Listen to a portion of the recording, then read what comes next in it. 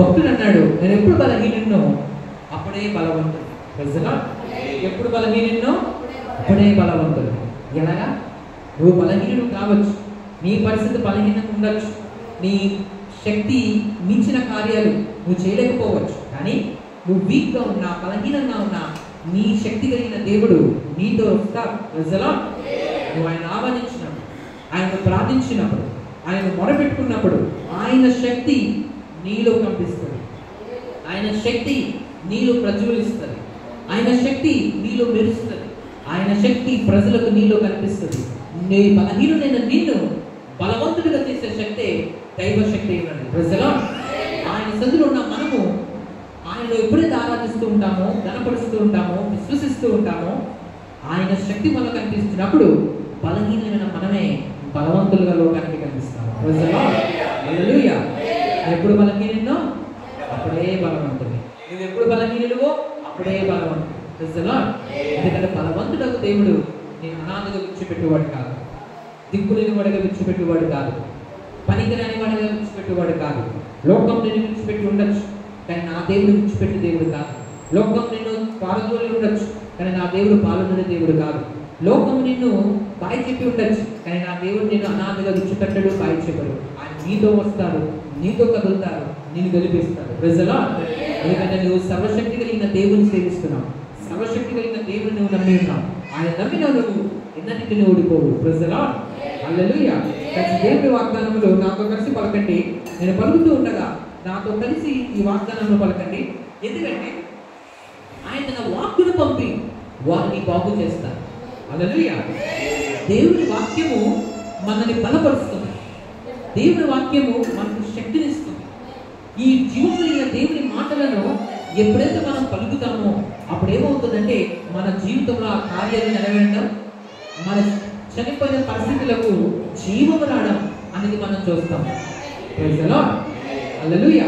కాబట్టి నాతో కలిసి వాగ్దానం మీరు ఉచ్చరించండి. దేవుని వాగ్దానములు నమ్మి పలకండి. ప్రభువా, ఈ నూతన దినమును బట్టి నిన్ను స్తుతించుచున్నాను, నాకు బలపరచు అని అంటే నేను సమస్తమును చేయగలను. క్రీస్తునందు నేను జయిస్తాను కానీ ఓడిపోను. యేసు రక్తమే నాకు విజయము. ఏ తెగులును నా గుడారమును సమీపించదు. యేసు క్రీస్తునందు దేవుడు నా ప్రతి అవసరమును తీర్చును. నన్ను కాపాడుటకు ఆయన తన దూతలకు ఆజ్ఞాపించును. నాకు విరోధంగా చూపింపబడిన ఆయుధమును వర్ధిల్లదు. యేసుక్రీస్తు నామములో ప్రతి సమస్య పరిష్కరించబడును గాక. ఆయన పొందిన దెబ్బల చేత నేను స్వస్థత పొందినాను. క్రీస్తులో నేను దీవించబడినవాడును, కానీ దరిద్రులను కాను. నేను అనాథును కాను. యేసయ్య నన్ను ఎన్నడూ విడువడు, ఎడబాయడు. నేను లోపలికి వచ్చినప్పుడు దీవింపబడుదును, వెలుపలికి వెళ్ళినప్పుడు దీవింపబడుదును. నాలో ఉన్న పరిశుద్ధాత్మ దేవుడు నాకు ఎదురయ్యే ప్రతి సమస్యలో నాకు జయించును. నేను చావను, సజీవుడినై యెహోవా కార్యాలు వివరించెదను. నేను దేనిని గూర్చి చింతపడను గాని యేసునందు ఆనందించుచున్నాను. పలికినవన్నీ యేసుక్రీస్తు నామములో పొంది ఉన్నానని మనసారా నమ్ముచున్నాను. ఆమేన్, ఆమేన్, ఆమేన్, ఆమేన్. హల్లెలూయా, హల్లెలూయా, హల్లెలూయా. దేవుని పరిశుద్ధ లేఖనాలు సెలవిస్తున్నాయి, నమ్ముట నీ వలన అయితే నమ్మిన నీకు సమస్తము సాధ్యమే. ఎలా సాధ్యమవుతుంది? నేను నమ్మితే ఎలా సాధ్యమవుతుంది? నువ్వు నమ్మితే ఎలా సాధ్యమవుతుందో తెలుసా? నువ్వు నమ్మడం నీ ఉంటుంది, కానీ సాధ్యపరిచేది నీ దేవుడి వల్ల. హల్లెలూయా. ఎప్పుడైతే నువ్వు దేవుని మాటలు నమ్ముతావో, ఎప్పుడు ఆ దేవుని మాటలు పట్టుకొని పలుకుతావో, ఎప్పుడైతే ఆ దేవుని మాటలను నీ మనసులు పెడతావో, విశ్వసిస్తావో, నా దేవుడు చేస్తాడు, నా దేవుడు జరిగిస్తాడు.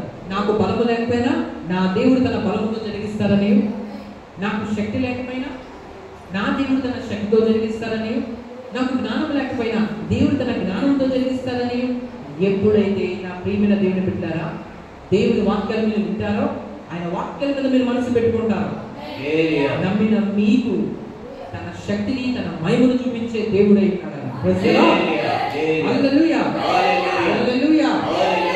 కాబట్టి ఇలాంటి దేవుడిని సేవిస్తున్న మనము ఎంతో సంతోషంగా ఎంతో ఆనందంగా మనం సేవించాలి. హల్లెలూయా. దేవుని వాక్యంలోకి మనం ఒకసారి వెళ్దాం. దేవుని వాక్యంలో నుంచి తన భాగం, యేసుక్రీస్తు వారి ప్రశస్తమైన నామములు మీ అందరికీ నా హృదయపూర్వక వందనాలు. హల్లెలూయా. దేవుడు మనందరినీ నిండాలుగా దీవించుగాక. ఆమేన్. ఆమేన్. ఆమేన్. మన నోటితో ఎప్పుడు కూడా మనం ఏం పలుకుతుండాలి? ఆశీర్వాదాలు పలుకుతుండాలి. హల్లెలూయా. మనము దీవించడానికి పుట్టాం కానీ శపించడానికి మనం పుట్టలేదు. మన దేవుడు దీవించే దేవుడు కాబట్టి మన అందరినీ దీవిస్తూ ఉంటారు. హల్లెలూయా. మేము నివసించే వారి కోసం ప్రార్థన చేయండి, మిమ్మల్ని దూషించే వారిని మీరు దీవించండి. హల్లెలూయా. దీవించడం నీకు, ఎందుకంటే మన దేవుడు దీవించే దేవుడై ఉన్నాడు. మన దీవులు ఎక్కడికి పోవు కానీ అవి ఏమవుతాయి? ఒక ఆశీర్వాద వర్షాలుగా మన మీద కురిస్తాయి. హల్లెలూయా. హల్లెలూయా. దేవుని వాక్యంలోకి మనం వెళ్దామండి. దేవుని వాక్య లేఖనములు 2 కొరింథీయులకు రాసిన పత్రిక 5వ అధ్యాయము 10వ వచనం. 5వ అధ్యాయము 10వ వచనం. 2 కొరింథీయులకు రాసిన పత్రిక 5వ అధ్యాయము 10వ వచనం.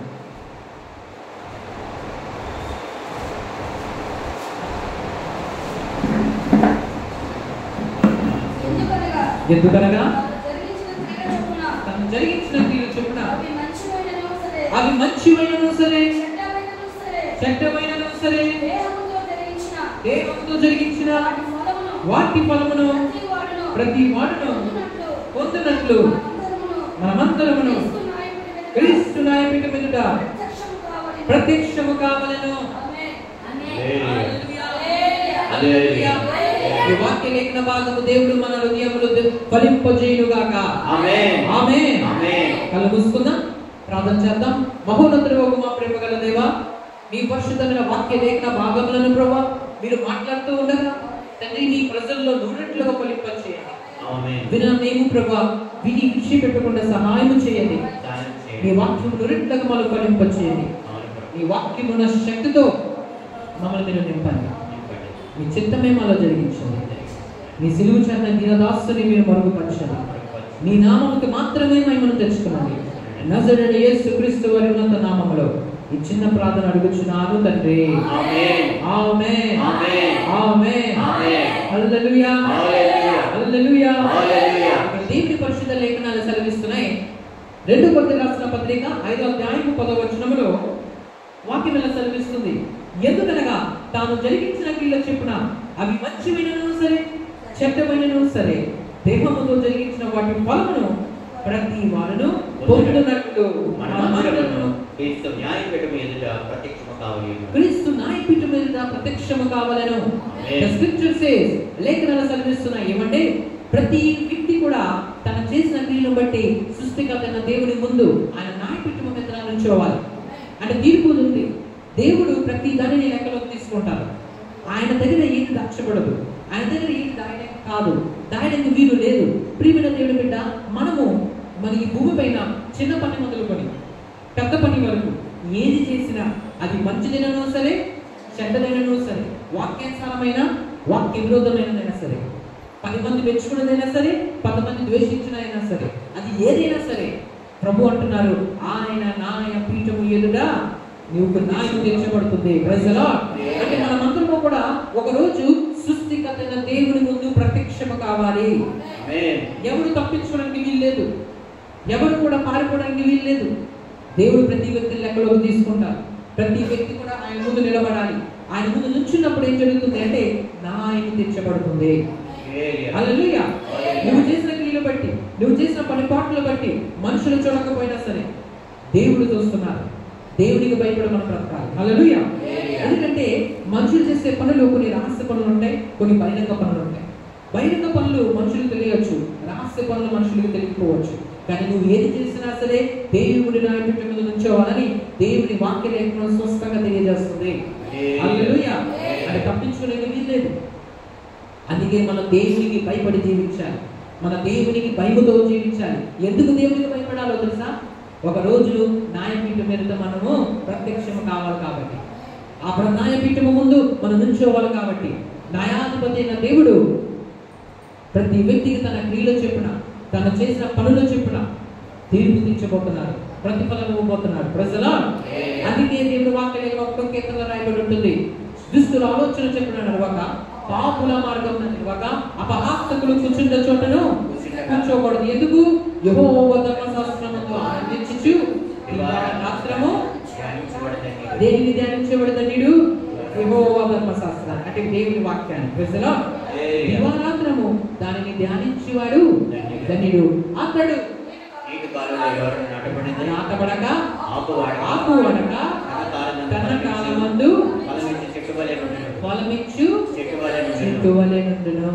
అతడు చేయనట్టు దుష్టులు ఉండగా గాలి చెదరగొట్టు గాలి చెదరగొట్టు కొట్టు వలె నుండును. న్యాయ విమర్శలో దుష్టులను, నీతిమంతుల సభలో పాపులను నిలవరు. ఈ మాట అర్థమైందా? ప్రజలా ఎవరు నిలవరంట? దుష్టుల మార్గం యెహోవాకు తెలియదు. హల్లెలూయా. దుష్టుల మార్గం మనకు తెలుసు, నాశనము చూస్తున్నాం. దేవుడి వాక్యం ఇక్కడ మనం గమనిస్తూ వెళ్తున్నప్పుడు ఆ కీర్తన 1వ గ్రంథంలో ఏమని తెలియజేస్తుందంటే, దేవుడు మనకి జాగ్రత్తలు నేర్పిస్తున్నారు. నా కుమారుడా, నా కుమారుడు, నువ్వు జాగ్రత్తగా ఉండు. లోకం మీదకి తీర్పు రాబోతుంది. లోకం మీదకి ఒక వ్యక్తి తప్పు చేస్తున్నప్పుడు ఆ జడ్జ్, ఆ కోర్టులో ఏమవుతుంది? తప్పు చేసిన వ్యక్తికి తాను చేసిన కీడు బట్టి ప్రతిఫలం వస్తుంది. ఈ భూమిపైన ఎవరు తప్పించుకోవడానికి వీల్లేదు. భూమిపైన మనుషుల దగ్గర నుంచి తప్పించుకున్నా, భూమిపైన అధికారుల నుంచి తప్పించుకున్నా, ఈ భూమిపైన మన ఎవరి నుంచి మనం తప్పించుకున్నా దేవుడి దగ్గర తప్పించుకోవడానికి వీలు లేదని వాక్యం సెలవిస్తుంది. దేవుడి పరిశుద్ధ లేఖనాలు ఏం సెలవిస్తున్నాయంటే, ఒక రోజు దేవుడే తానే న్యాయాధిపతిగా కూర్చొని ప్రతి వ్యక్తి తన తన క్రియలు చెప్పున తీర్పు తీర్చడానికి ఆయన సిద్ధపడుతున్నారు. హల్లెలూయా. దేవుడు జాగ్రత్త పడమని చెప్తున్నారు. హల్లెలూయా. మన రోడ్డు మీద వెళ్తున్నప్పుడు గవర్నమెంట్ వాళ్ళు, ఆ రోడ్ సేఫ్టీ వాళ్ళు ఏం చేస్తారంటే, ముందుకు వెళ్ళరాదు అని ఒక పెద్ద బోర్డు పెడతారు. ఎందుకు? ఎప్పుడైతే ముందు ఒకవేళ ఏమైనా పని జరుగుతూ ఉంటే, ఒకవేళ ముందు ఏమైనా గొయ్యి తీసి ఉంటే, ఒకవేళ ముందు రోడ్లే బాగోకపోతే, గవర్నమెంట్ వాళ్ళు ఏమైనా పని చేస్తూ ఉంటే వాళ్ళు ముందే ఏం చెప్తారు? ఒక జాగ్రత్త చెప్తారు.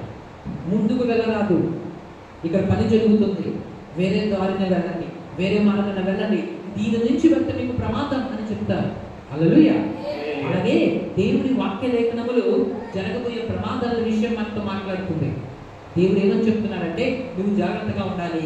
నీ క్రియలు బట్టి దేవుడు న్యాయం తీర్చబోతున్నాడు, దేవుడు నీకు తీర్పు తీర్చబోతున్నాడు. ప్రజలా ఎవరు కూడా ఆయన తప్పించుకుని వీల్లేడు. పిల్లలకి ఆయన న్యాయం తీరుస్తారు, పెద్దలకి ఆయన న్యాయం తీరుస్తారు. వృద్ధులు, ధనవంతులు, పేదవారు, చిన్నవారు, పెద్దవారు, దైవ సేవకులు, విశ్వాసులు, స్త్రీలు, పురుషులు, ఏ భేదము లేదు. రంగు భేదము లేదు, ప్రాంతీయ భేదము లేదు, రంగు భేదము లేదు, భాష భేదము లేదు. ఎవరైనా సరే దేవుని న్యాయపీఠం ముందు నుంచోవలసింది. ఆ న్యాయపీఠం ఉన్న మనము లెక్క అప్ప చెప్పాల్సిందే. ఒక అధికారి, ఒక యజమానుడు తన దాసుడికి ఇంత సొమ్ము ఇస్తే ఆ సొమ్ము యొక్క లెక్కను అడుగుతాడు. హల్లెలూయా. ఎందుకు ఇచ్చాడు అతను? ఒక యజమానుడు తన ఇంటి మీద ఒక గృహ నిర్వాహకుని పెట్టాడంట. అయ్యా, నేను పై ఊరికి వెళ్తున్నాను, అయితే నీకు కొంత సొమ్ము ఇస్తాను, నువ్వు దీన్ని తీసుకొని నా గృహాన్ని బాగా చూసుకో. నా ఇంట్లో పనివాళ్ళు ఉన్నారు, నా ఇంట్లో పనికత్తులు ఉన్నారు, వారికి నువ్వు తగిన సమయం ఏం పెట్టాలి? ఆహారాన్ని పెట్టాలి. వారికి ఏమైనా అవసరతలు ఉంటే వాళ్ళ అవసరతలు నువ్వు తీర్చాలి. నేను వచ్చిన తర్వాత నేను లెక్క చూస్తాను, నీకు నేను తీర్పు తీరుస్తాను, నేను నీకు బహుమానం ఇస్తాను నీ పనిని బట్టి. ప్రజలా అయితే ఆ యజమానుడు చెప్పినప్పుడు ఇద్దరు పని వాళ్ళు ఉన్నారంట. ప్రజలా ఇద్దరికి ఒకే పని అని చెప్పాడు, కానీ ఒక పనివాడు అనుకున్నాడంట యజమానుడు ఆలస్యం చేయించున్నాడు. యజమానుడు చెప్పాడు ఒక 10 రోజుల తర్వాత వస్తానని, కానీ యజమానుడు ఏమవ్వలేదు.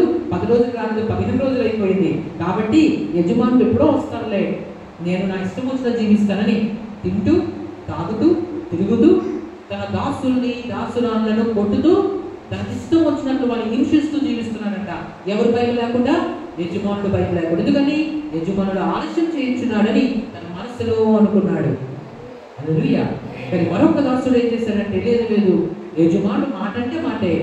యజమానుడు చాలా శక్తి కలిగిన వాడు, ఒకరోజు ఖచ్చితంగా న్యాయం తెలుస్తాడు. కాబట్టి యజమానుడు వచ్చే ముందు నేను ఒక చెడిపోయిన మనగా కనిపించకూడదని తాను సరి చేసుకొని తాను క్రమపరుచుకొని భయముతో భక్తితో ఏం చేశాడో తెలుసా, యజమానుడు తనకి ఏ పని అయితే చెప్పాడో జాగ్రత్తగా తన పనులను చేసుకుంటూ జీవించాడు. అయితే యజమానుడు ఎవరికి తెలియని సమయంలో, ఎవరు కనిపెట్టలేని సమయంలో, ఎవరు ఇతను వస్తాడా ఈ సమయం అనుకోలేని సమయంలో యజమానుడు సైలెంట్గా రావడం జరుగుతుంది. అప్పుడు యజమానుడు వచ్చినప్పుడు ఎవరు అలాగ చేయించున్నట్టు కనుకుంటాడో, అంటే తను చెప్పినట్లు ఎవరైతే చేస్తున్నట్టు కనుకుంటాడో వానికి ప్రతిఫలం ఇస్తాడు. హల్లెలూయా. వేరే వ్యక్తిని శిక్షించి ఆ ఉద్యోగం నుంచి అతను తొలగిస్తాడు. ఆ తప్పుగా చేసిన వాడిని ఆయన ఏమంటాడు తెలుసా, చెడ్డదాసుడా, నువ్వు కొంచెంలో నమ్మకంగా లేకుండా ఉన్నావు. నువ్వు అనుకున్నావు నేను రానని, నువ్వు అనుకున్నావు నేను ఆలస్యం చేస్తున్నానని, కానీ నువ్వు నాకు భయపడలేదు. కాబట్టి నీ పనిని నువ్వు సరిగా చేయలేదు. నీకు నీ జీతం ఇచ్చాను, నేను నీకు పనిలో పెట్టుకున్నాను, నేను నీకు కొన్ని బాధ్యతలు అప్పచెప్పాను, నేను వచ్చే వరకు జాగ్రత్తగా చేయమని నీకు చెప్పా, కానీ దాన్ని చేయలేదు. కాబట్టి ఈ ఉద్యోగం నేను వేరొకరికి ఇస్తున్నాను, నువ్వు నా దగ్గర నుంచి వెళ్ళిపో అని అతను ఉద్యోగం తొలగించాడు. అతను చేసిన తప్పుకు అతను శిక్షించాడు యజమానుడు. హల్లెలూయా. అయితే మరొక వ్యక్తి ఉన్నాడు. అతని యజమానుడు ఎలా చెప్పాడో భయముతో భక్తితో తాను చేస్తున్న కార్యాలు జాగ్రత్తగా కాపాడుకుంటూ వెళ్ళాడు. తన నోటిని కాపాడుకున్నాడు, తన చూపులు కాపాడుకున్నాడు, తన తలపులు కాపాడుకున్నాడు, తన క్రియలు జాగ్రత్తగా చేసుకుంటూ వెళ్ళాడు. అప్పుడు యజమానుడు రానే వచ్చాడు. అప్పుడు ఆ యజమానుడు అతని వైపు చూసి అన్నాడు, బలమైన మంచి దాసుడా, నమ్మకమైన మంచి దాసుడా, నువ్వు ఈ కొంచెంలో నమ్మకంగా ఉన్నావు, నేను చెప్పింది నువ్వు చేశావు, కాబట్టి నా యవనాస్తి మీద నేను అధికారిగా చేస్తున్నాను. హల్లెలూయా. ఇప్పుడు నేను అధికారిని కాదు, అదంతా నాదే, కానీ దాని మీద నేను అధికారిగా చేస్తున్నాను. నువ్వు వెళ్ళి దాన్ని అనుభవించు, దానికి అధికారిగా ఉండాలి. ఆ పట్టణాల మీద తనకు కలిగిన సమస్తంలో మీద అతను ఏం పెట్టాడంట, అధికారిగా పెట్టాడు. అంటే దీన్ని బట్టి మాత్రం అవుతుందో తెలుసా, యజమానుడు రానే వస్తాడు. వచ్చినప్పుడు ప్రతి వానికి వాని క్రియలు చెప్పిన ప్రతికారము చేస్తాడు, ప్రతిఫలం ఇస్తాడు, జీతం ఇస్తాడు. హల్లెలూయా. హల్లెలూయా. ఎలాగైతే ఒక కూలివాడు ఉదయం నుంచి సాయంత్రం దాకా కష్టపడి పనిచేసినప్పుడు యజమాని ఏం చేస్తారండి, జీతం ఇస్తాడు. అలాగే ఈ భూమి పైన కూడా మనం జీవిస్తున్న జీవితానికి మనం లెక్క చెప్పవలసిన అవసరం ఉంది. తప్పించుకోవడానికి వీల్లేదు. ఈ రోజు కలిసిపోవచ్చు, రేపు కలిసిపోవచ్చు, కానీ ఒక రోజు మరణం అనేది ప్రతి మనిషి ఎదుర్కోవాలి. ఆ మరణం ఎప్పుడు వస్తుందో తెలియదు. అది రేపు వస్తుందా, ఎల్లుండి వస్తుందా, 10 రోజుల తర్వాత వస్తుందో తెలియదు. కొంత ముందు వెళ్ళిపోతారు, కొంత తర్వాత వెళ్ళిపోతారు. కానీ ఎదిగిన తర్వాత లెక్క చెప్పాలి. ఎవరి ముందు తెలుసా, సృష్టికర్త దేవుని ముందు. అందుకే వాక్యం ఎలా సెలవిస్తుంది, మనిషి చేసిన ఏ కార్యమైనా సరే, అది మంచిదైనను సరే చెడ్డదైనను సరే, క్రీస్తు న్యాయపీఠం మీద ఏముండాలి, ప్రత్యక్షం అవ్వాలి. క్రీస్తు న్యాయపీఠం నుంచొని దేవుడు అడుగుతారు, ఆ రోజు ఏం చేశావు, నీకు సమయం ఇచ్చాను, నీకు ప్రాణం పోసాను, నీకు ఆరోగ్యం ఇచ్చాను, నీకు టైం పెట్టాను, ఎంతకాలం నాతో గడిపావు, ఎంతసేపు నాతో జీవించావు, ఏది నా కోసం నువ్వు చేశావని సృష్టికర్తన దేవుడు అడిగినప్పుడు మన దగ్గర జవాబు ఉండాలంటే ఖచ్చితంగా ప్రాణం ఉన్నప్పుడే మనం ఏదో దేవుని కోసం చేయాలి. ప్రజలా చచ్చిపోయిన మనం ఏమి చేయలేం, బ్రతుకుండగానే మనం చేయాలి, సమయం ఉండగానే మనం చేయాలి. ఎందుకంటే సమయం తరిగిపోతే, సమయం అయిపోతే దేవుడి ముందు మనం నిలబడినప్పుడు ఆయన ముందు మనం నిలబడతాయి. ప్రజలా అందుకే వాక్యం సెలవిస్తుంది, క్రీస్తు న్యాయపీఠం ముందు ఏమవ్వాలంట, ప్రత్యక్షము కావాలి. క్రీస్తు న్యాయపీఠం ముందు నుంచోవాలి, దేవునికి లెక్క చెప్పాలి. ఆయన మన చేతులకి లెక్క అడుగుతారు. నీ చేతులతో ఏం చేస్తావు, చేతులు ఇచ్చాను, నీకు టైం ఇచ్చాను, ఆ టైంలో ఎంత నాతో నువ్వు గడిపావు అని దేవుడు అడుగుతాడు. ప్రజలా ప్రార్థన చేసావా, నా సన్నిధిలో గడిపావా, నా చిత్తం చేసావా అని దేవుడు ప్రశ్నించినప్పుడు మన దగ్గర జవాబు చెప్పాలి. దేవాన్ని నేను సంపాదించానంటే అవదు, దేవాన్ని నేను ఇల్లు కట్టుకున్నానంటే అవదు, నా కోసం ఎన్ని ఆత్మను సంపాదించావు అడిగినప్పుడు మనం జవాబు చెప్పాలి. నా వైపుకి 8 మందిని నడిపించావు అన్నప్పుడు జవాబు చెప్పాలి. నా కోసం what you have you did అని ప్రభు అడుగుతారు, అప్పుడు జవాబు చెప్పాలి. ఎందుకో తెలుసా, లెక్క చెప్పాల్సిన రోజు ఒకటి ఉంది. అందుకే మన ప్రాణం ఉండగానే, మన శరీరంలో మన కళ్ళు పనిచేస్తుండగానే, చేతులు పనిచేస్తుండగానే, కాళ్ళు పనిచేస్తుండగానే సృష్టికర్తన దేవుని కోసం మనం ఏదో ఒకటి చేయాలి. Praise the Lord. హల్లెలూయా. దేవుని వాక్యంలో ముందుకు వెళ్దాం. 6వ అధ్యాయము 14వ వచనమండి, చదవచ్చు. 6:14 వచనము. అదే అధ్యాయం, అదే పుస్తకంలో 14వ అధ్యాయం వచనము. మీరు అవిశ్వాసులతో జోడుగా ఉండకుడి, నీతికి దుర్నీతితో ఏమి సాంగత్యము, నీతికి దుర్నీతితో ఏమి సాంగత్యం అని ప్రభు చెప్తున్నారు. నీతికి దుర్నీతితో ఏమి సాంగత్యము, అవిశ్వాసులతో మీరు జోడుగా ఉండకండి. అవిశ్వాసులు అంటే ఎవరు, దేవుని నమ్మని వారు వాళ్ళు దేవుని విశ్వసించారు. కానీ నువ్వు దేవుని విశ్వసిస్తున్న మనము వాళ్ళతో జోడిగా ఉండకూడదు. అంటే ఏంటి? అవిశ్వాసులు దేవుని నమ్మరు కాబట్టి, దేవుని విశ్వసించరు కాబట్టి తెలిసి తెలియక వారు తప్పు మాట్లాడే అవకాశం ఉంటారు. హల్లెలూయా. దేవుడిది చేస్తారా, ఇది ఉంటుందా, ఇది అవుతుందా అని అనొచ్చు. కానీ ప్రభువుని నమ్మిన మనము మాత్రం ఏం చేయకూడదు? అవిశ్వాసుల వల్ల మాట్లాడకూడదు. ఎందుకో తెలుసా? దీనికి అనేది ఉంది. హల్లెలూయా. పెద్దలు పిల్లలు చెప్తారు, బాబు బాగా చదువుకో, అప్పుడు ఇప్పుడు నువ్వు కష్టపడితే సుఖపడతావు అంటే అర్థం ఏంటి? ఇప్పుడు కష్టపడితే సుఖపడటం ఏంటి? ప్రజల అర్థం ఏంటో తెలుసా? సమయం ఉన్నప్పుడే నువ్వు సమయాన్ని జాగ్రత్త చేసుకుంటే, సమయం ఉన్నప్పుడే చేయవలసింది నువ్వు చేస్తే, సమయం అయిపోయిన తర్వాత అప్పుడు నువ్వేమవుతుందో తెలుసా? ముందే జాగ్రత్త పడ్డావు కాబట్టి ఆ సమయం వచ్చినప్పుడు, ఏ సమయం? నువ్వు నుంచోవలసిన సమయం వచ్చినప్పుడు చక్కగా జీవితంలో నిలబడతావు. అలాగే క్రీస్తు ముందు, దేవుని ముందు ఒక రోజు మన ప్రాణం పోయిందని నిలబడాలి. ఆయన ముందు నిలబడి మనం లెక్క చెప్పాలి. ఆ లెక్క చెప్పక ముందే భూమిపై ఉన్నప్పుడే మనం ఆయనకు చేయవలసిన కార్యాలు ఆయన చేయాలి. అందుకే దేవుడితో మనం గడపాలి. ఇక్కడ మీరు అవిశ్వాసంతో జోడుగా ఉన్నప్పుడు నీతికి దుర్నీతితో ఏమి సాంగత్యము? నీతికి దుర్నీతితో ఏమి సాంగత్యము? వెలుగునకు చీకటితో ఏమి పొత్తు? వెలుగునకు చీకటితో ఏమి పొత్తు? క్రీస్తునకు బెలియాలుతో ఏమి సంబంధము? క్రీస్తునకు బెలియాలుతో ఏమి సంబంధము? అవిశ్వాసితో విశ్వాసికి పాలెక్కడిది? విశ్వాసికి పాలెక్కడిది? దేవుని ఆలయమునకు విగ్రహములతో ఏమి పొందిక? విగ్రహములతో ఏమి పొందిక? మనము జీవము గల దేవుని ఆలయమై ఉన్నాము. మనము జీవం కలిగిన దేవుని ఆలయమై ఉన్నాము. హల్లెలూయా. హల్లెలూయా. జీవం కలిగిన దేవుని ఆలయమై ఉన్నాము. అంటే మన దేహము ఏమై ఉన్నది? దేవుని యొక్క ఆలయమై ఉన్నది. దేవా నువ్వు ఎక్కడుంటావు? ఆయన ఎక్కడుండే దేవుడు? ఆయన మేడ మీద ఉండే దేవుడు కాదు, మన ఇంట్లో ఉండే దేవుడు కాదు. ఆయన ఎక్కడ ఎక్కువ ఆయన ఇష్టమైన స్థలం ఏంటో తెలుసా? మన దేహమే మనలో ఉండాలని ఆయన ఆశపడుతున్నాడు.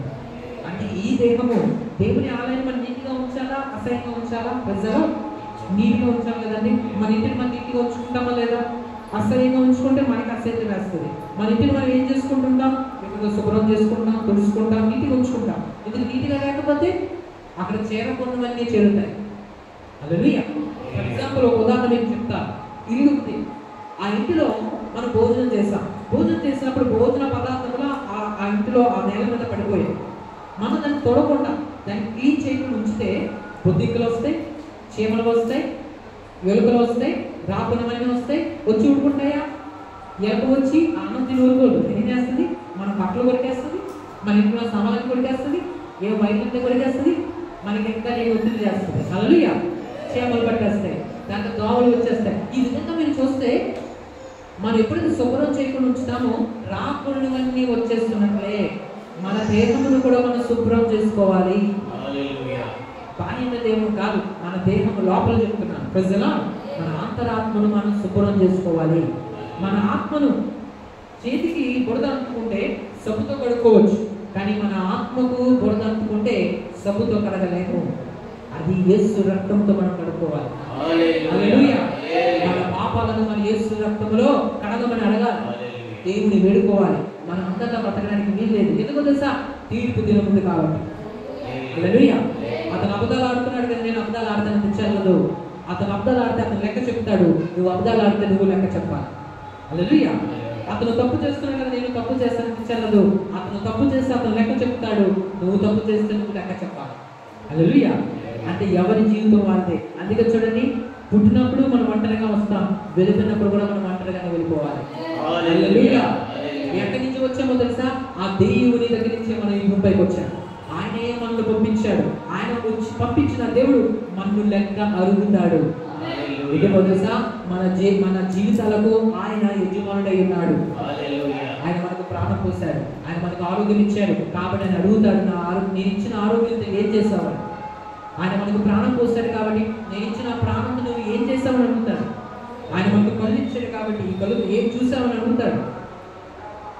కళ్ళు ఇచ్చిన దేవుడు కాకుండా, చెవులిచ్చిన దేవుడు వినకుండా, ప్రజలా ఆయన హృదయాలను చేసిన దేవుడు గ్రహించుడా మానుతాడా? లేదు, ఆయన హృదయాలను గ్రహిస్తాడు, లెక్క అడుగుతాడు. ప్రజలా అందుకే వాటిని సెలవిస్తుంది, క్రీస్తు న్యాయపీఠం మీద నుంచోవాలి. మనం చేసిన మంచి పనులకి చెడ్డ పనులకి దేవునికి మనం లెక్క చెప్పాలి రోజు. హల్లెలూయా. తప్పించుకోవడానికి వీల్లేదు. అందుకే మన ప్రాణం ఉండగానే మనం మారు మనసు పొంది మన పాపం నుంచి మనము క్షమాపణ పొందాలి. మనం తప్పులు చేశామా, దేవుని చుట్టూ వచ్చి ఆ పాపాలు ఒప్పుకోవాలి, విడిచిపెట్టాలి. తన అతిక్రమములను దాచిపెట్టువాడు వర్ధిల్లడు, కానీ వాటిని ఒప్పుకొని విడిచిపెట్టువాడు కనికరింపబడతాడు. ప్రజలా దాచిపెట్టుకుంటే అవదు, విడిచిపెట్టాలి. హల్లెలూయా. ఒక వ్యక్తి ఏం చేశాడో తెలుసా? ఒక రోజు ఒక పొలము బాగా పండింది. పొలము బాగా పండితే ఆ పొలాన్ని పండించిన వ్యక్తి అతని పొలాన్ని కష్టపడి పండించారు. పండించిన తర్వాత అతను ఏం చేశాడు అంటే ఆ పొలములన్నీ తీసుకొని, ఆ ధాన్యం అంతా తీసుకొని ఆ బస్తాలకి ఎత్తి ఆ బస్తాలను తన పొలంలోనే పెట్టాడు. పెట్టి కవర్ వేసి వెళ్ళిపోయాడు. అయితే మరొకడు సోమరివాడు పక్క పొలంలో ఉన్నాడు. ఆ సోమరివాడు ఇతనికి ఏమై ఉన్నాడు? శత్రువు అయి ఉన్నాడు. ఆ సోమరివాడు అనుకున్నాడు, ఇతను బాగా కష్టపడి ఏం సంపాదించాడు? బాగా బస్తాలు సంపాదించాడు. నేను వీటిని ఏం చేస్తాను? కష్టపడకుండా దొంగతనం చేస్తాను అనుకున్నాను. ప్రజలా ఎప్పుడు చేయాలి ఆ దొంగతనం? పగలు చేస్తే తెలిసిపోతుంది కాబట్టి రాత్రి చేద్దాం అనుకున్నాడు. రాత్రి వెళ్ళాడు.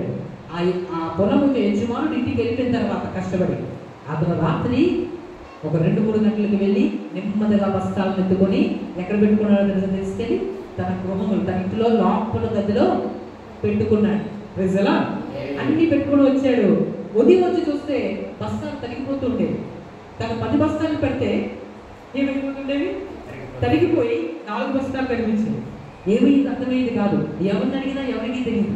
ఏమడిగినా ఎవరు చెప్పలేకపోతున్నారు. ఏమో అంటే మాకు తెలియదని, మాకు తెలియదు, ఆ రాత్రి ఏం జరిగింది మాకు తెలియట్లేదని అందరూ కూడా చెప్తున్నారు. ఇంతలో ఏమైంది ఎవరికి అర్థం కాకుండా ఉంది. ప్రజలా అనుకుంటున్నాడు, నేను తప్పు చేస్తున్నాను కానీ ఎవరికి తెలియట్లేదు, నేను దాసేస్తున్నాను కానీ ఎవరికి తెలియట్లేదు, నేను ఎంత తెలివైన వాడిని, నేను ఎంత జ్ఞానం కలిగిన వాడిని అనుకుంటున్నాడు తనలో తాను. ఎవరు? దొంగతనం చేసిన వాడు. నేను ఇంకా చేస్తూ ఉంటాను, ఎవరు నన్ను ఏమి చేయలేదులే అనుకున్నాడు. కానీ ఒక విషయం వచ్చాడు, పైన ఉన్న దేవుడు చూస్తున్నాడని. ప్రజలా ఆయన కన్ను సీసీ కెమెరా కంటే చాలా గొప్పది. ఆయన చూస్తూనే ఉంటాడు. ఎందుకో తెలుసా? ఊరుకోరికి కాదు, ప్రతి వ్యక్తి తన క్రియలు చెప్పినా ప్రతిఫలం ఇవ్వడానికి ఆయన చూస్తున్నాడు పైనుంచి. ప్రజలా అవి మంచివైతే మంచి ఫలితం వస్తుంది, చెడ్డదైతే దానికి శిక్ష కూడా భరించాల్సి ఉంటుంది. ఆయన విడిచిపెట్టేవాడు కాదు. ఎందుకంటే ఆయన న్యాయమైన అధికారి, న్యాయాధిపతి అయి ఉన్నాడు. ఆయన సింహము వలె రాబోతున్నాడు. ఒకప్పుడు గొరిపిల్లగా వచ్చాడు, కానీ ఇప్పుడు గొరిపిల్లగా కాదు, ఆయన వధించు సింహము వలె రాబోతున్నాడు. గర్జించు సింహము వలె, సింహము వలె రాబోతున్నాడు. అంటే కనికరం ఆ రోజు ఉండదు. ప్రతి వాణి దేవుని ముందు ప్రతి వ్యక్తి ఉంచవలసిందే. ఆ రోజు ప్రతి వ్యక్తి ఒక డైరీ ఇవ్వబడుతుంది. అందుకే పుస్తకములు ఇవ్వబడతాయి ఆ రోజు. అంటే ఏంటి? రికార్డ్. మన భూమి పైన చేస్తున్నామే, మనుషులకు తెలియకపోవచ్చు, కానీ దేవుని దగ్గర ప్రతి రికార్డు కూడా రాయబడుతుంది, ప్రతిదీ రాయబడుతుంది. హల్లెలూయా. ఇవన్నీ ఎప్పుడు తెలియదు. మన ప్రాణం పోయిన తర్వాత మన ఆత్మ వెళ్ళిపోతుంది కదా, అప్పుడు దేవుని ముందు మనం నిలబడాలి. దేవుడు తీర్పు తీరుస్తారు. అప్పుడు మన పుస్తకం ఇవ్వబడుతుంది. మన పుస్తకం ఇవ్వబడి మనం ఏదైతే చేసామో అన్ని చదవబడతాయి. అప్పుడు దాంట్లో మనం తప్పు చేసిన ఉంటే, దేవుని వాక్యానికి విరోధమైన ఉంటే దానికి శిక్ష భరించాల్సి ఉంటుంది. ప్రజలా కానీ దేవుని చిత్తానుసారం చేయవలసి ఉంటే, చేసిన ఉంటే దానికి మనకు మేలు బహుమానం దొరుకుతుంది. ప్రజలా అందుకే ఈ ప్రార్థనలు, అందుకే ఈ ఆరాధనలు, అందుకే ఈ కూడికలు. ప్రజలా ఎందుకని కూడాలి? ఎందుకు దేవుని మనం ప్రార్థన చేయాలి? ఎందుకు దేవుని సన్నిధికి మనకు అర్పించాలంటే ఒక రోజు తీర్పు రాబోతుంది కాబట్టి. ఈ రోజు నువ్వు చేసిన ప్రార్థన ఆ రోజుని రక్షిస్తుంది. ఈ రోజు నువ్వు చేసిన భక్తి ఆ రోజుని రక్షిస్తుంది. ఈ రోజు దేవుని సన్నిధిలో కనిపించావే, ఆ రోజు ఆ భక్తి నాకు కనిపిస్తుంది. హల్లెలూయా. నువ్వు అనుకోవచ్చు నేను భక్తి చేస్తున్నాను, ఎవరికి తెలుసాను? ఎవరికి తెలిసినా తెలియకపోయినా నిన్ను సృష్టించిన దేవునికి తెలుసు. ఆయన ఎత్తుకే నువ్వు వెళ్ళబోతున్నావు. నీ భక్తి ఎవరికి తెలిసినా తెలియకపోయినా ఏ పర్వాలేదు. ఎవరిని పొగరట్లేదా పర్వాలేదు, ఎవరికి పూదండలు వేయట్లేదా అయినా బాధపడకు. నిన్ను చూసిన దేవుడే ఒక రోజు నిన్ను మెచ్చుకోబోతున్నాడు. నిన్ను ఈ రోజు ఏ దేవుడితో చూస్తున్నారో ఆయనే నీవు చేసిన కార్యానికి నీకు అక్కడ ప్రతిఫలం ఇవ్వబోతున్నాడు. ఈ లోకం ఎవరికి శాశ్వతం కాదు. నిన్ను ద్వేషించిన వాడు చనిపోతాడు, దేవుడు ప్రేమించిన నువ్వు కూడా చనిపోతావు. కానీ ఆయన సింహాసనం ముందు నువ్వు వెళ్ళినప్పుడు నువ్వు ధైర్యంగా నిలబడతావు. మిగతా వాళ్ళు ఒడుగుతో నిలబడవలసి వస్తుంది. అక్కడ నీ మహిమ ఎక్కువ అవుతుంది. క్రీస్తుతో మనం ఎక్కువగా శ్రమ పడితేనంట, క్రీస్తు కోసం ఎక్కువగా శ్రమ పడితే ఎక్కువగా మహిమపరచబడతాం. హల్లెలూయా. ఎక్కువ కష్టపడే వారికి ఎక్కువ జీతం ఎలాగైతే వస్తుందో, ఎక్కువగా దేవుడి కోసం ప్రయాసపడ్డ వాడికి ఎక్కువ జీతం అక్కడ ఉంది. హల్లెలూయా. అందుకే దేవుడి వాక్యం ఎలా సెలవిస్తుంది, ఇదిగో నేను త్వరగా వచ్చుచున్నాను, వాని ఇంటిలో చెప్పిన ప్రతి వానికి ఇచ్చుటకు నేను సిద్ధపరిచిన జీతము నా యొద్దే ఉన్నది. హల్లెలూయా. ప్రియమైన దేవుడి బిడ్డ, నువ్వు చేసిన ప్రార్థన నీకు తెలుసు, నువ్వు చేసిన భక్తి నీకు తెలుసు. నువ్వు నిజంగా చేస్తున్నావా, లేకపోతే నీ మనసు ఇంకోనే ఉంటా? ప్రజలు నీ భక్తి స్వచ్ఛమైనదో కాదు, నీ భక్తిలో నాణ్యత ఉందో లేదు, ఎవరికి తెలుసు? దేవునికి తెలుసు. అందుకే మనం మనుషుల కోసం చేయకూడదు, దేవుని కోసం మనం భక్తి చేయాలి. దేవుడు చూస్తున్నాడని మనం భక్తి చేయాలి. హల్లెలూయా. మనుషులు ఒకసారి పొగుడుతాడు, కదా వదిలేస్తాడు, కానీ దేవుడు లెక్కలోకి తీసుకుంటాడు. ప్రజలా మనం చేసిన ప్రార్థన ఆయన కోసం చేయాలి, మనం చేసిన భక్తి ఆయన కోసం చేయాలి, మనం చేసిన ఆరాధన ఆయన కోసం చేయాలి. ఎవరి కోసం? ఆయన కోసం. ఆయన కోసం చేసినప్పుడే అది ఫలిస్తుంది, దానికి 100 రెట్ల ఫలం నీకు లభిస్తుంది. ప్రజలా ఎందుకంటే ఆయనే నేను ఒక రోజు, ఇప్పుడు చూడండి, మనుషులు మనం మెచ్చుకున్నట్టు చేస్తే, మనిషి మెచ్చుకుంటే మనకి ఏం జరగదు, కానీ ఆయన మెచ్చుకుంటే మన నరకం తప్పించబడతాం. ఆయన మెచ్చుకుంటే మనకు పరలోకం వస్తుంది, ఆయన మెచ్చుకుంటే మనకి నెమ్మది వస్తుంది, ఆయన మెచ్చుకుంటేనే మనం రక్షించబడతాం. ఎందుకంటే తీర్పునిచ్చేవాడు, జవాబు ఇచ్చేవాడు, ప్రతిఫలం ఇచ్చేవాడు ఆయన మాత్రమే. హల్లెలూయా. మనం ఎవరికి ఆరాధన చేస్తున్నాం? మనుషులకి కాదు, సృష్టికర్త అయిన దేవునికి. ఎందుకంటే తెలుసా, ఒక రోజు ఆయన ముందు మనం వెళ్ళాలి, లెక్క చెప్పాలి. మన యజమానుడు ఒక 10,000 ఇస్తే, ఉదయం ఒక 10,000 ఇచ్చారనుకోండి, సాయంత్రం దీనికి వాడు దానికి వాడు అని యజమానుడు చెప్పిన తర్వాత, సాయంత్రం పనులన్నీ అయిపోయిన తర్వాత ఆ బాస్ ఏమంటాడు, నేను ఉదయం నీకు ఇచ్చాను కదా, ఏమయ్యా ఏం చేసావు, దేనికి ఖర్చు పెట్టావు అని అడుగుతాడు. లెక్క అడుగుతారా లేదా? నేను లెక్క చెప్పను అన్నట్టు అవుతుందా? ఊడుకోడు లెక్క చెప్పకపోతే. ప్రజలా అడుగుతాడు, నేను నీకు ఇచ్చాను కదా, ఏం చేసావు నువ్వు, దేనికి ఖర్చు పెట్టావు, నేను చెప్పింది నువ్వు చేసావా అని అడుగుతాడు ఆయన. అలాగే ఈ భూమి పైన దేవుడు కూడా మనకి జీతం ఇచ్చారు. మనం అనుకోవచ్చు, దేవుడు నాకేం చేశారు, దేవుడు మనకు ప్రాణం పోవడమే గొప్ప విషయం. ప్రజలా ఈ ప్రాణాన్ని దేనికి వాడావు అని అడుగుతాడు. ఆయన చేతులు మన చేతిలో బలం పెట్టాడు, ఈ చేతులతో నువ్వు ఏం చేసావు నా కోసం అని అడుగుతాడు.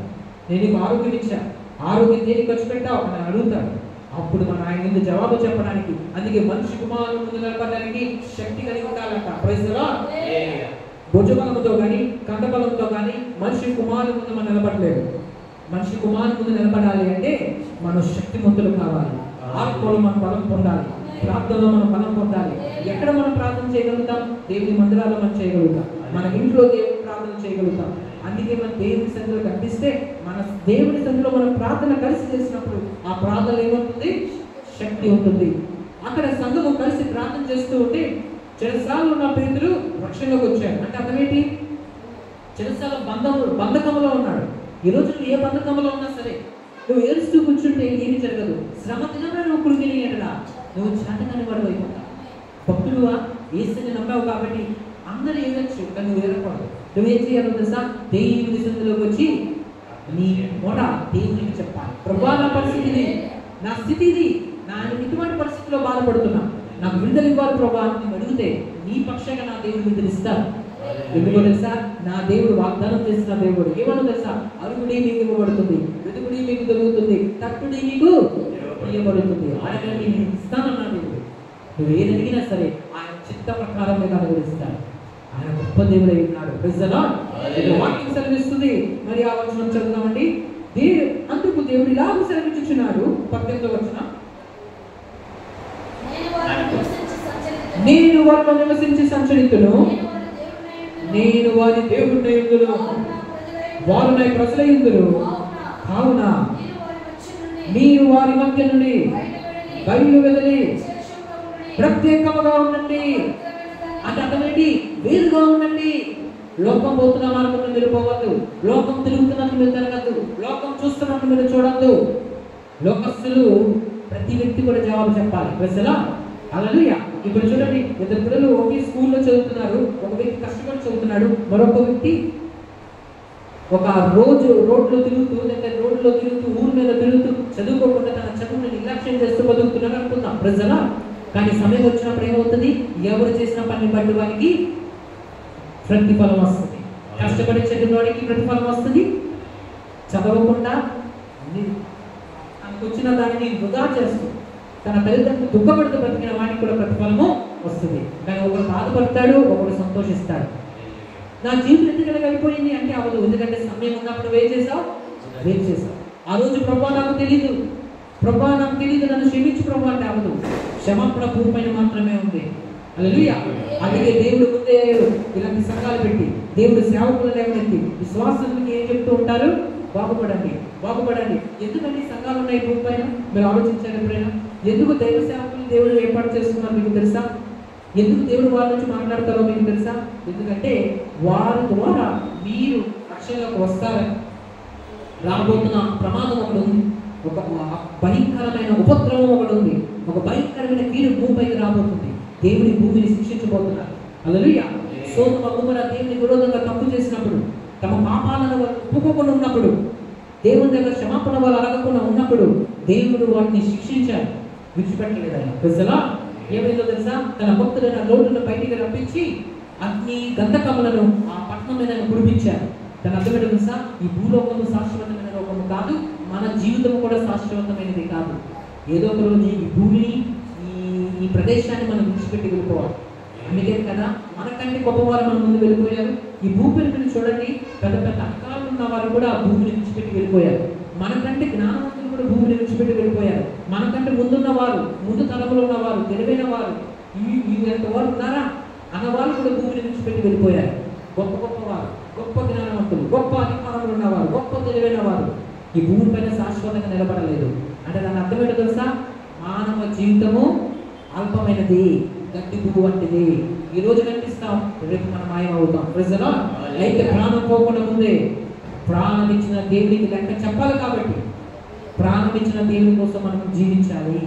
ఎందుకంటే తర్వాత ఆయన లెక్క అడుగుతాడు, ఖచ్చితంగా అడుగుతాడు, నువ్వు ఏం చేస్తావు నా కోసం అని. ప్రజలా ఎందుకంటే వాక్యం సెలవిస్తుంది, మనం చేసిన మంచిదైనా సరే చెడైనా సరే ఈ దేహంతో మనం ఏదైతే చేస్తామో అది ఆయనకు లెక్క చెప్పాలి. ఎందుకంటే ఆయన మనకు దేహాన్ని ఇచ్చిన వాడు కాబట్టి. హల్లెలూయా. ఈ దేహము చేసిన మనం, నా దేహం, నా ఇష్టం, నా జీవితం, నా ఇష్టం అంటే అవ్వదు. అది భూమిపైన చెబుతుందేమో, ఆయన ముందు చెల్లదు. ఆయన ఊరుకోడు, ఆయన అడుగుతాడు, నా కుమార్తె ఏం చేసావు, నా కుమార్తె ఏం చేసావు, నా సమయం నీకు ఇచ్చాను కదా, 24 గంటలు నీకు ఇచ్చాను, ఆ 24 గంటలు నా కోసం ఎంత గడిపావు అని దేవుడు అడుగుతాడు. 7 వారాలు నీకు వారములు 7 రోజులు ఇచ్చాను, ఆ 7 రోజుల్లో ఏం చేసావు అని దేవుడు అడుగుతాడు. అప్పుడు దేవుడు మన లెక్క చెప్పకపోతే అవ్వదు. ఎందుకంటే మన దగ్గర జవాబు ఉండాలంటే మనం భూమి పైన ఉండగానే ఏం చేయాలి? సరిగా మనం జీవించగలిగితే ప్రభు నేను చేశానని ఆ రోజు చెప్పగలము. ప్రజలా హల్లెలూయా. మీకు తెలుసు, ఒక రోజు అలాగే జరిగింది. ఒక వ్యక్తి ఏం చేశాడో తెలుసా? ఒకరోజు అతను ప్రాణం పోయిందంట. ప్రాణం పోతే క్రైస్తవుడే ప్రాణం పోయింది. ప్రాణం పోయింది ఒక ఉదాహరణ మాత్రమే. దేవుని దగ్గరికి వెళ్ళాడు. ఎక్కడికి వెళ్ళాడు? దేవుని దగ్గరికి వెళ్తే ఆ పరలోక గేట్స్ ఉంటుంది, పరలోకం వెళ్తాం కదా, భూమిపైన ఉన్నాను కాదు. చనిపోయిన వెంటనే భూమిపైన అంత ప్రేమించిన కూడా ఏం చేస్తారో తెలుసా? తీసుకెళ్ళి సమాధులు పెట్టేస్తాడు. హల్లెలూయా. అంటే అతను ఇంటి కట్టుకున్నా ఆ ఇంట్లో అతను ఉంచాడు. అతనిలే, అతను కష్టపడి సంపాదించిందే, కానీ అతను ఉంచాడు. ప్రాణం పోతే మన విలువ అంత తగ్గిపోతుంది. హల్లెలూయా. ఆ ప్రాణం పోయిన తర్వాత అతను ఆత్మ వెళ్ళిపోతుంది.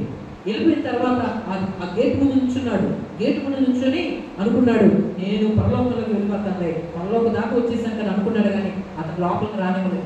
మన దేవదూతలు, ఆ దేవదూతలు అన్నాయి, ముందు నువ్వు ఏం చేసావు ఇక్కడ చెప్పు అని అన్నాయి.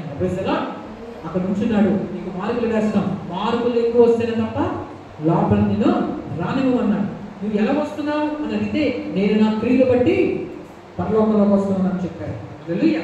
అప్పుడు అతను 100 మార్కుల్లో అతనికి 2 మార్కులు మాత్రమే వచ్చాయి. ఎందుకో తెలుసా? ఏం చేసావంటే అప్పుడు చెప్పుకున్నాడు. ఎందుకంటే ఏమి భూమిపైన సరిగా అతను చేయలేదు. పేరుకి క్రైస్తవ జీవితం జీవించాడు, కానీ భూమిపైన ఏమి సరిగా అతను చేయలేదు. కాబట్టి భయముతో ఏమి చెప్పాలో తెలియట్లేదు. మనుషుల ముందైతే ఏదైనా చెప్పేవచ్చు, అబద్ధాలు చెప్పేవచ్చు, కానీ దేవుడి ముందు అలా అవ్వదుగా. ఆయన దగ్గర రికార్డులు ఉంటాయి కదా.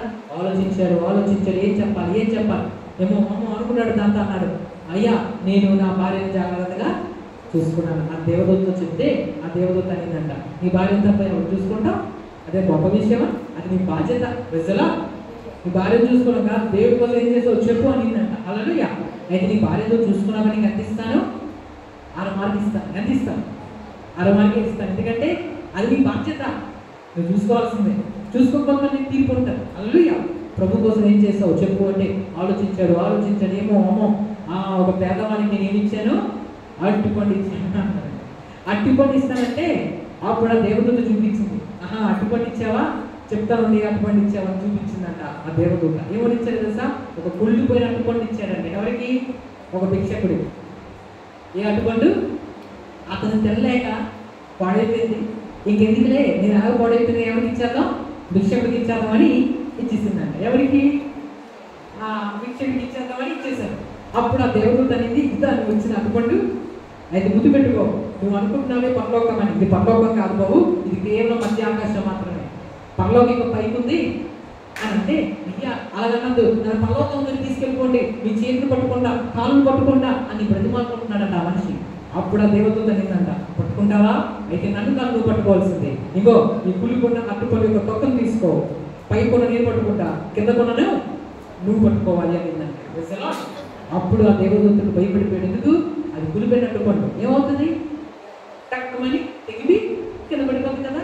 అప్పుడు ఆ దేవదూత అనిందంట, నువ్వు ఏమి చేస్తావో భూమి పైన నువ్వు కప్పెట్టినవన్నీ కప్పబడుకో, ఇక్కడికి వచ్చిన తర్వాత లెక్క చెప్తేనే పరలోకంలోకి రాణిస్తా, లేకపోతే నీకు రాను. ఎందుకంటే దేవుడి దగ్గర ఎవరు కూడా వెనకబడడు. ప్రజలా ఈ భూమి పైన భక్తుడు బలహీనంగా కనిపించవచ్చు, ఏముంటుందో అనిపించవచ్చు, కానీ ఆయన దగ్గరికి వెళ్ళిన తర్వాత లెక్క చెప్పాల్సిందే. ఆ పొలంలో దొంగతనం చేశాడు కదా, అనుకున్నాడు నాకెవరికి తెలియదులే, నేను జాగ్రత్తగా బ్రతికేస్తున్నాను, చాలా హ్యాపీగా బ్రతికేస్తున్నాను, ఎవరికి తెలియదు అనుకున్నాడు. కానీ ఒకరోజు పోలీసు వాళ్ళు వచ్చారు, మేము కనిపెడతాం ఎవరు తీశారు అని చెప్పారు. వచ్చి ఏం చేశారో తెలుసా, వాళ్ళు తిన్న ఉదయం యా దొంగలింటికి వెళ్ళిపోయారు, వెళ్ళి తలుపు కొట్టారు, చూపి బయటికి రా అన్నారు. వచ్చారు, ఏమయ్యా ఏమైంది, నువ్వు దొంగతనం చేసి నువ్వే కదా అని అడిగితే, లేదు లేదు నేను చేయలేదు, నాకేమీ తెలియదు, చూడండి నా ఆవులో చూడండి ఎంత నీట్గా ఉందో, నా ఆవులో ఏమి లేదని అనుకున్నాడు, బెడ్రూమ్లో రాశాడని మంచం కింద ప్రజలా, కాబట్టి తెలియదనే అనుకున్నాడు. వారు అన్నారు, మర్యాద చెప్పు, దొంగలు నువ్వే, దొంగతనం చేసింది కూడా నువ్వే. లోపలికి వచ్చి ఆ మంచం కిందకి వెళ్ళి అన్ని బయటికి లాగితే అతను దొంగ ఎంత లెక్క అక్కడ తక్కువైందో ఆ లెక్క ఎక్కడ ఉంది, ఇతను మంచం కింద ఉంది ప్రజలా. అప్పుడు అతను అన్నాడంట, అయ్యా మీకు ఎలా తెలిసింది, నేను అన్ని చెక్ చేశానే, సీసీ కెమెరా లేదే, మీకు ఎలా తెలిసింది. అప్పుడు వాళ్ళు అన్నారంట, ఎలా తెలిసిందో చెప్పమంటావా, బయటికి రా అని చెప్తే వెనక డోర్ నుంచి తీసుకొచ్చాను. ఏంటి? ఆ విత్తనాలు అనేవి ప్రజలా, ఆ విత్తనాలను తీసుకొచ్చారు కదా, అది తీసుకుని వస్తున్నప్పుడంట ఒక బస్తాకి ఏముంది, ఒక రంధ్రం ఉంది. ఆ కన్నం బట్టి ఆ రంధ్రం నుంచి ఒక్కొక్క గేజేమైంది రాత్రి పొట్ట, కాబట్టి చూసుకోలేదు. అవన్నీ ఆ పొలం నుంచి తీసుకొచ్చాడు కదా, లైన్గా పడాయి, పడి పడి పడి పడి ముందంత కనిపించలేదు. కనీసం ఒక 5 నెలలు పట్టింది ఏంటి రావడానికి, ఆ మొక్కలు రావడానికి. 5 నెలల దాకా బాగానే గడిపేశాడు అనుకున్నాడు. 5 నెలలు అయిపోయింది దొంగతనం చేసి, ఎవరికి తెలియకుండా బ్రతికాను, అంటే నా పాపాన్ని నేను ఏం చేశాను, కప్పుకున్నాను, అయినా సరే నేను బ్రతికిపోయాను అనుకున్నాడు. అయితే ఏవైతే అతను తీసుకుని వచ్చాడో ఆ విత్తనాలు పొలం నుంచి తన ఇంటి దాకా ఏమైపోయాయి, వరుసగా పడాయి, తిన్నగా పడాయి, తిన్నగా మొక్కలు వచ్చేసాయి ఇంటి బయట సైడ్. చూసుకోలేదు. అప్పుడు చెప్పారంట ఆ పోలీసు వాళ్ళు, చూడు నువ్వు చేసిన తప్పే నిన్ను పట్టించింది. హల్లెలూయా. తప్పును ఒప్పుకోవాలి కానీ కప్పుకోకూడదు. ఏం చేయాలండి? తప్పును ఒప్పుకోవాలి కానీ కప్పుకోకూడదు. హల్లెలూయా. దేవుని ముందు ఇప్పుడే ఒప్పుకోవాలి. అందుకే ఇదే రక్షణ దినము, ఇదే సరైన సమయము, ఇదే కృపాకాలము, ఇదే అనుకూల కాలము. నువ్వు ఇప్పుడే మారు మనసు పొందకపోతే, ఇప్పుడే నీ పాపాలను ఒప్పుకోకపోతే, ఇప్పుడే నువ్వు సరివ్వకపోతే, ఏమో దేవుడు నువ్వు పిలిచిన సమయానికి నువ్వు సిద్ధపాటు లేకపోతే ఆయన ముందు నువ్వు తీవ్రమైన పరిస్థితులు ఎదుర్కోవాల్సి వస్తుంది. ఎందుకంటే ఆయన రాజులకు రాజుగా, ప్రభువులకు ప్రభువుగా, ఒక న్యాయాధిపతిగా తన సింహాసనం మీద ఆశీనుడై తీర్పు తెచ్చడానికి ఆయన సిద్ధంగా ఉన్నాడు. ప్రజలా, అయితే నువ్వు మంచి పనులు చేస్తే, అంటే నువ్వు దేవుని నమ్ముకుంటే, నువ్వు దేవుని మీద విశ్వాసం పెడితే, దేవుని కోసం నీ ప్రాణం ఉందని ఆయన కోసం నీ సమయాన్ని వాడితే మంచి ఫలితం పొందుకుంటావు, జీతం పొందుకుంటావు. నీ కష్టానికి జీతం వస్తుంది. అందుకే వాక్యంలో సెలవిస్తుంది 1 కొరింథీయులకు రాసిన పత్రిక 15:58లో, ప్రభునందు నీ ప్రయాసము వృధా కాదని ఎరిగి. 1 కొరింథీయులకు రాసిన పత్రిక 15:58 కాగా నా ప్రియ సహోదరులారా, మీ ప్రయాసము ప్రభునందు వ్యర్థము కాదని ఎరిగి, స్త్రీలను కదలని వారును ప్రభు కార్యాభివృద్ధి ఎందు ఎప్పటికీ ఎలా ఉండాలంట? ఆ శక్తితో ఉండాలి. ఆ శక్తి అంటే ఏంటి? ఇంట్రెస్ట్గా, ఇష్టంగా ఎక్కడ ఉండాలి? దేవుని కార్యాలు చేసే విషయంలో ఉండాలి. ఎందుకని? ఫలితం ఉంది కాబట్టి. ఎందుకు చదువుతున్నావు నాన్న రాత్రి అంతా అని మన పిల్లల్ని అడిగితే ఏం చెప్తాడో తెలుసా? అమ్మా ఇప్పుడు చదివితే నాకు రిజల్ట్ వస్తుంది, నాకు మెడల్ వస్తుంది.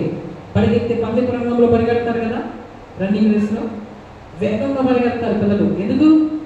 ఆ గిఫ్ట్ నాకు రావాలి, ఆ మెడల్ నాకు రావాలి. ప్రజలా ఎందుకు నాన్న అంత కష్టపడి పరిగెడుతున్నావు? నెమ్మదిగా నడచ్చు కదా. లేదు లేదు, నెమ్మదిగా నడిస్తే నా బహుమానాన్ని నేను పోగొట్టుకుంటాను, నాకు మెడల్ ఉంది. ఇప్పుడు కష్టమే పరిగెత్తడం, కానీ మెడల్ వచ్చినప్పుడు ఆనందం వస్తుంది. గర్భంలో ఉన్నప్పుడు ఆ తల్లికి కష్టమే, కానీ ఆ పిల్లలు పుట్టినప్పుడు ఆనందం ఉంటుంది. భూమి పైన కొంచెం కష్టంగా నీకు అనిపించవచ్చు నీ పరిస్థితి బట్టి, కానీ దేవుడు మాత్రం ఎప్పుడు విడిచిపెట్టకు. ఆయనే నీకు ఒక రోజు కనిపించేవాడు. హల్లెలూయా. మన మేనమామ మనతో రాడు, మన తండ్రి మనతో రారు, మన తల్లి మనతో రారు, మన ఫ్రెండ్స్ మనతో రారు, మనం కలిగిన వారు ఎవరు మనతో రారు. మన ఒంటరిగా భూమి నుంచి వెళ్ళిపోవాలి. వెళ్ళినప్పుడు అదే మరణము. ప్రజలా ఆ మరణము మన ఒంటరిగా వెళ్ళిపోయినప్పుడు ఆయన ముందుకు వెళ్ళించుకోవాలి. అందుకే భూమి పైన ఆయనతో మనం పరిచయం పెంచుకోవాలి. హల్లెలూయా.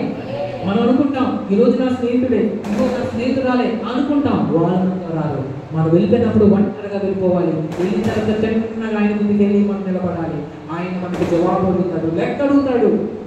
ఏం చేసావు, ఏం చేసావు? ఎందుకంటే తీర్పు తెచ్చాం కదా, ఆ లెక్కను బట్టే మనకి జవాబు ఇవ్వబడుతుంది. ఒకవేళ దేవునికి ఇష్టంగా మనం జీవించగలిగితే, దేవుని చిత్తం మనం చేసి ఉంటే ఆ రోజు మంచి బహుమానం పొందుకుంటాం.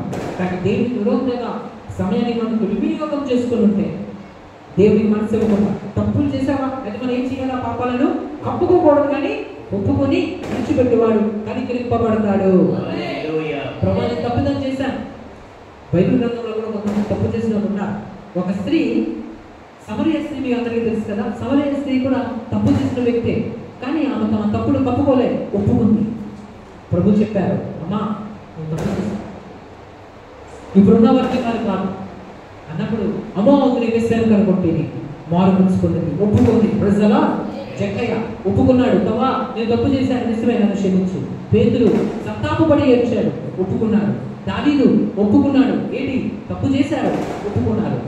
దేవుడు ఈరోజు ఏం కోరుతాడు? ఒప్పుకుంటే నీకు కనికరం వస్తుంది, కనికరిస్తారు, నువ్వు ఆ పరలోకంలో చేరచ్చు. కానీ ఇంకా నువ్వు తప్పులు చేస్తూ నేను ఎవరికి తెలియదు కదా అని అనుకుంటే, కప్పుకుంటూ ఉంటే, ఒకరోజు ఆ తప్పే నేను పట్టిస్తుంది. ఆ తప్పు మొదలు అదే పాపము. ప్రజల పాపము వచ్చే జీతము మరణము, పాతాళము, నరకగుండము, అగ్నిగుండం కింద ఉంది. అక్కడ శిక్ష ఉంది. భూమిపైన మీరు చూడండి, ఒక తప్పు చేసినప్పుడు అతన్ని శిక్షిస్తాడు న్యాయపడ్డారు. ప్రజల తప్పును పట్టుకునే శిక్ష ఉంటుంది. హల్లెలూయా. తప్పు చేయని వ్యక్తిని వదిలేస్తారు, కానీ తప్పు చేసిన వ్యక్తికి జైల్లో వేస్తారు. ఎందుకు వేశారు? తప్పు చేశామనే కదా. అలాగే ఈ భూమిపైన కూడా మనము లెక్క చెప్పాలి. ప్రజలా ఆ లెక్క చెప్పాలి కనుక, ప్రభుకి మన లెక్క చెప్పాలి కనుక ప్రభుకి మనం భయపడాలి. ప్రభుకి మనం భయపడినప్పుడే మనం శ్రద్ధగా బతకగలుగుతాం. పిల్లలు తల్లిదండ్రులకు ఎక్కువగా భయపడితే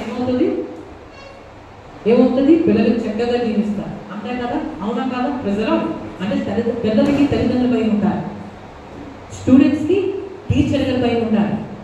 అప్పుడున్న చదువులకి ఇప్పుడున్న చదువులకి ఎందుకు తేడా వచ్చింది? అప్పుడున్న ఆ టీచర్స్ అంటే మునుగు పిల్లలు. ఎందుకు? వాడు తప్పు చెప్తే వ్యక్తం పట్టుకొని ఎందుకు తప్పు చెప్పాం అని కొట్టేవారు. కానీ ఇప్పుడున్న టీచర్స్ అలా లేదు, ఇప్పుడు మారిపోయి. ప్రజలు దాన్ని గమనించాలి. ఎక్కువ ఎక్కడ భయం ఉంటుందో అక్కడే ఎక్కువ క్రమశిక్షణ ఉంటారు, అక్కడే ఎక్కువ భక్తి ఉంటారు. అలాగే మనందరికీ కూడా దైవ భయం ఉండాలి. ఎందుకు దైవ భయం ఉండాలి? ఎందుకని భయపడాలి? ఎందుకో తెలుసా? ఒక్కరోజు ఆయనకి లెక్క చెప్పాలి కాబట్టి, ఒకరోజు ఆయన ముందు మనం నిలబడాలి కాబట్టి. మన దగ్గర ఏం చేయకపోతే మనం ఏం చెప్తాం ఆయన దగ్గరికి వెళ్ళి? ప్రజలు తండ్రి ఒక 10 రూపాయలు ఇచ్చారనుకుంటున్నాం, అదే 100 రూపాయలు ఇచ్చి, నాన్న 10 రూపాయలు, 5 రూపాయలకి ఇదిగోను, లేదా 20 రూపాయలకి ఇదిగోను, 30 రూపాయలకి ఇదిగోను, 100 రూపాయల్లో ఇన్ని సామాన్లు అని బజార్కి పంపించారనుకుంటాం. ఆ కుమారుడు వచ్చినప్పుడు లెక్క చెప్పాలి కదా. ఒకటి, తండ్రి ఇచ్చిన 100 రూపాయలతో అతను బజారైనా చేసి రావాలి.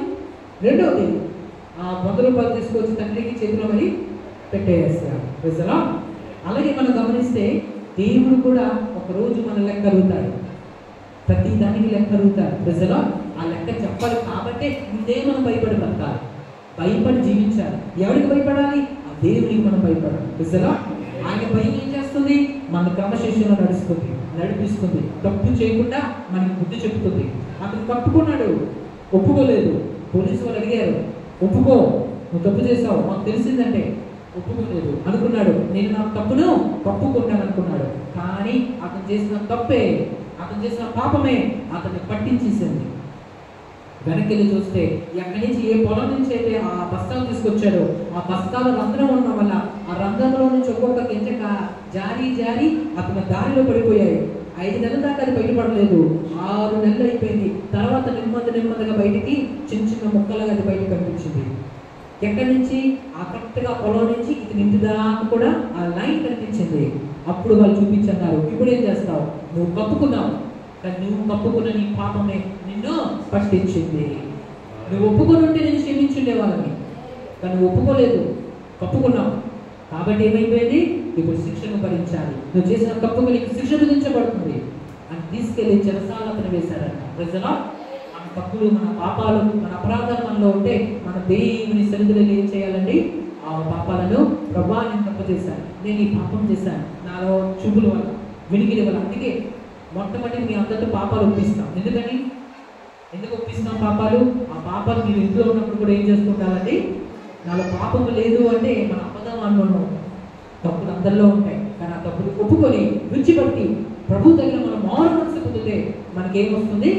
మనకు కనికరం వస్తుంది. ఈ లాస్ట్ ఒక వచనం చదివి ఇంకా ముగించుకుందామండి. ద్వితీయోపదేశకాండము 30వ అధ్యాయము 9వ వచనం.